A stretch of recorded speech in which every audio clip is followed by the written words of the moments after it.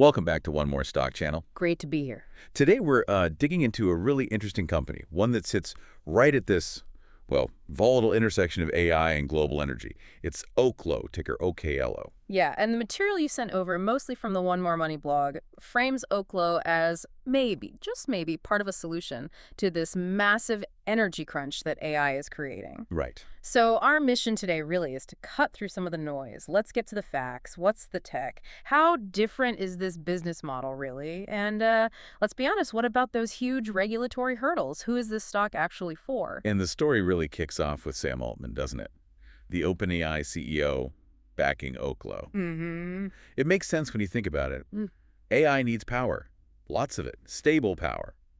The One More Money blog has this great line calling modern data centers terrifying electricity tigers. That's pretty vivid and accurate. They just guzzle electricity exponentially. Totally. And they're straining grids. Plus, the kind of 247 reliability they need. Intermittent renewables, solar, wind, they just can't guarantee that baseline power.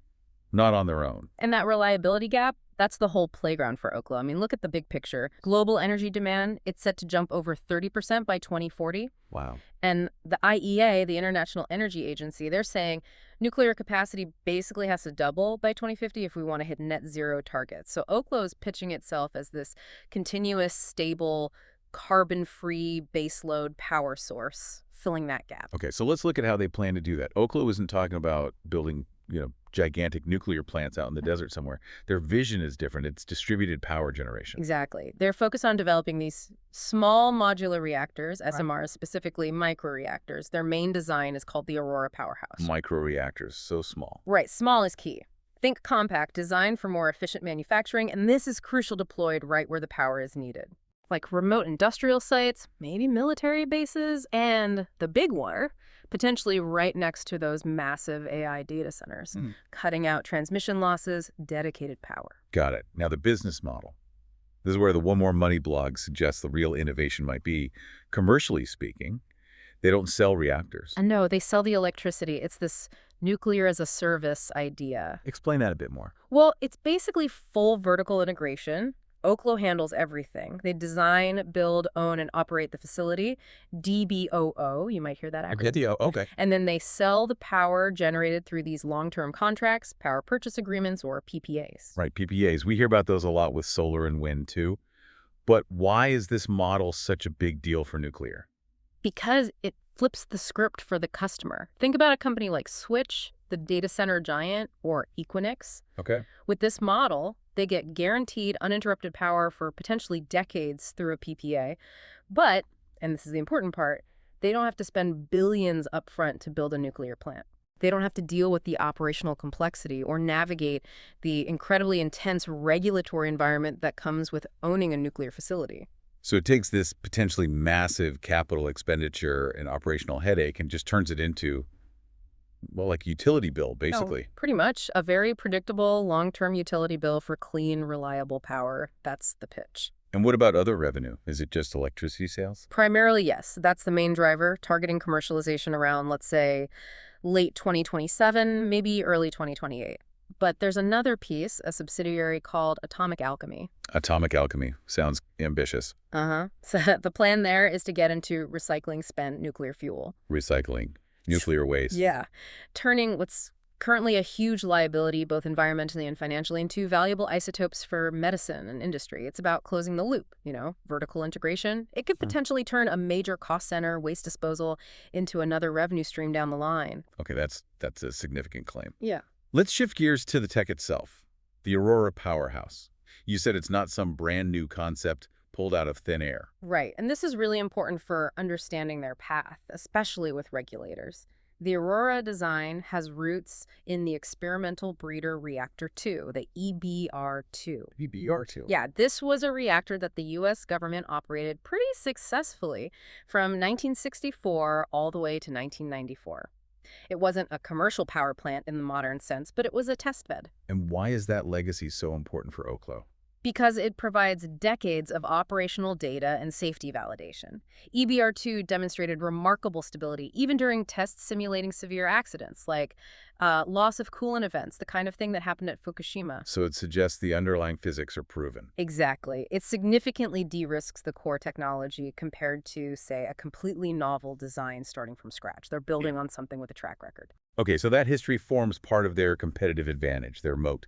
What else? They talk a lot about safety, inherent safety.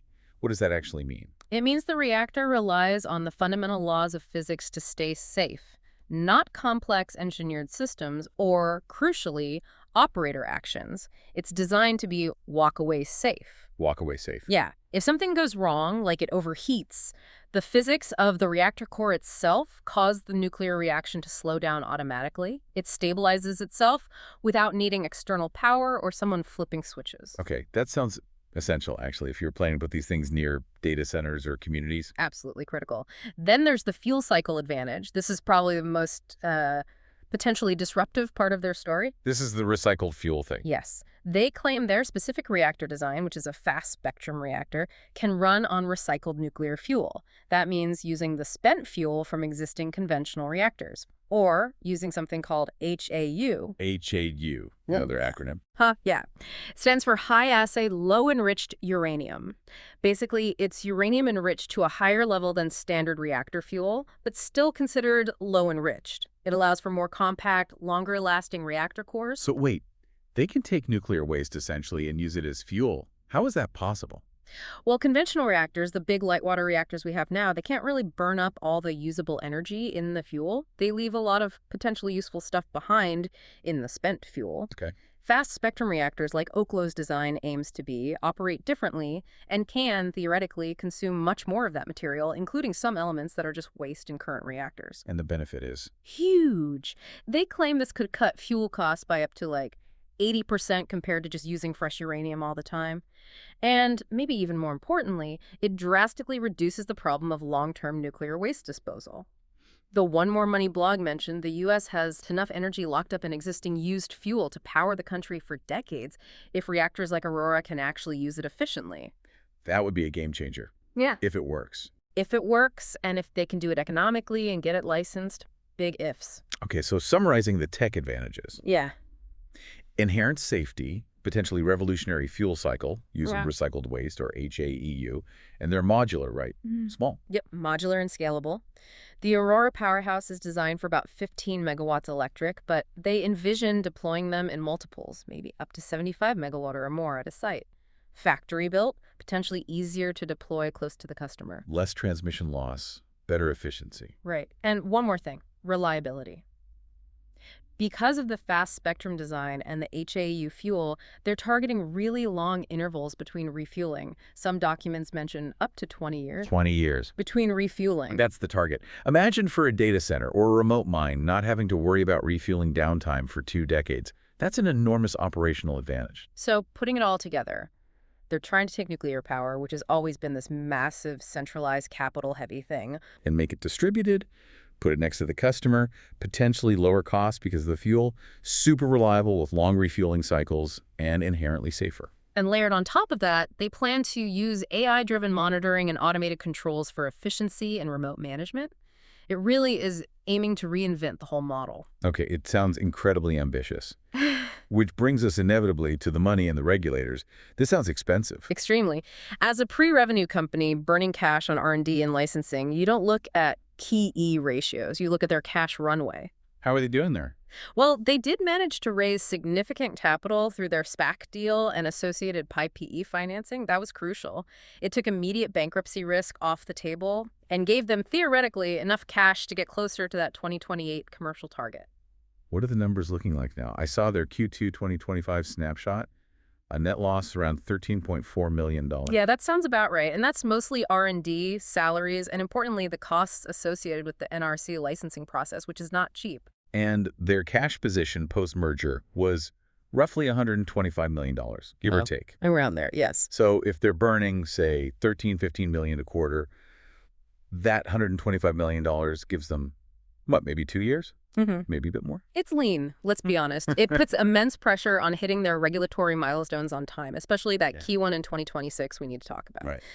The bet they're making, essentially, is that this cash gets them through the riskiest part of the NRC process, and if they get positive signals, they can then raise more money, perhaps on better terms, to actually fund the construction. Okay, so the current cash is for development and licensing, not really building the first reactors yet. Not the full commercial build-out, no. That will require substantially more capital down the road. But the interest is there, right? These letters of intent, LOIs, they sound impressive. 12 gigawatts from Switch, that's huge. It's staggering. 12 gigawatts just from one data center company. That's like the capacity of, I don't know, a dozen large conventional power plants. Yeah. You also mentioned 500 megawatts from Equinix, 50 from Diamondback Energy. The demand signal is undeniably strong. Companies want this kind of reliable, carbon-free power, especially for data centers. These are non-binding LOIs, aren't they? Contingent on Oklo actually delivering a licensed working reactor. Precisely. They show interest, potentially massive interest, but they are absolutely not guaranteed contracts. They're basically saying, if you build it and it works and the price is right, we'll likely buy the power. Which puts everything squarely back onto execution, and most importantly, the Nuclear Regulatory Commission, the NRC. The big boss battle, as the One More Money blog correctly points out. The NRC is, without a doubt, the single biggest risk factor for Oklo, full stop. And they've already stumbled here, haven't they? Back in 2022. They did. The NRC rejected their first application for a combined license, CLA, basically saying it was incomplete, lacking sufficient technical detail in key areas. That was a major setback, cost them time and money, and probably shook some investor confidence. A tough lesson learned about dealing with the NRC and novel reactor designs. Definitely. The NRC process is designed for large traditional reactors, and adapting it for these new SMRs and micro-reactors is a challenge for everyone involved, including the NRC itself. But there's been some positive news more recently. Yes, actually, this is important. The NRC recently accepted a key document from Oklo, their Principal Design Criteria, or PDC report. And they accepted it relatively quickly, in about 15 days, and put it on an accelerated review schedule. Okay, so that sounds better. What does it signify? It suggests maybe the NRC is getting more comfortable, or at least more efficient, in handling advanced reactor applications. It's a positive signal, but it's just one step. The real test is coming up. Which is? The NRC's actual evaluation of that PDC report, they're scheduled to release a draft evaluation in early 2026. Early 2026. That feels like the next make or break moment. It absolutely is. A positive evaluation, even in draft form, would be a massive de-risking event and could unlock further investment. A negative evaluation or significant delays, that would raise serious questions about the entire 2028 commercialization timeline. Okay, so let's crystallize the major risks here. Number one, clearly, is regulatory risk centered on that 2026 NRC milestone. Yep. Failure or major delay there could be catastrophic for the company. Number two, execution risk.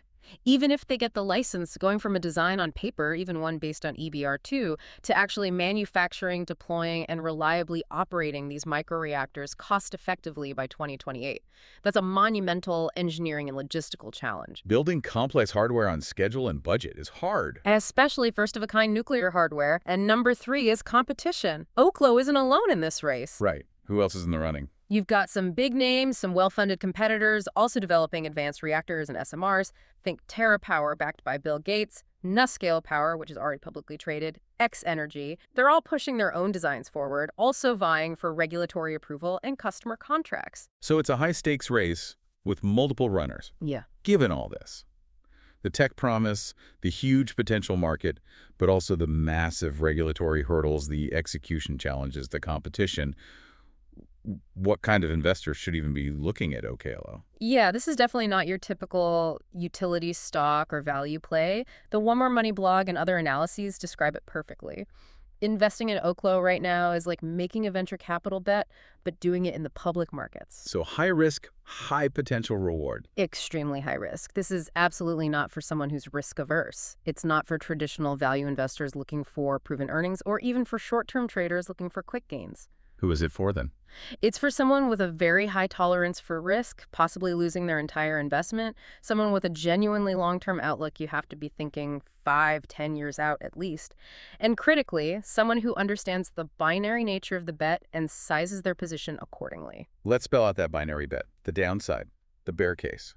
Bear case is pretty simple. They fail to get timely NRC approval, perhaps stumbling badly in that 2026 review, or they get approval but can't execute the manufacturing and deployment economically or reliably. In that scenario, the stock likely goes towards zero. A 100% loss of capital is a very real possibility. Ouch. Okay. And the bull case, the upside. The bull case is they navigate the NRC successfully, prove out the technology based on the EBR2 legacy, demonstrate the fuel recycling potential, and start signing binding PPAs based on those huge LOIs. If they do that, then they could fundamentally reshape the energy landscape, particularly for powering the AI revolution and other industries needing clean, reliable baseload.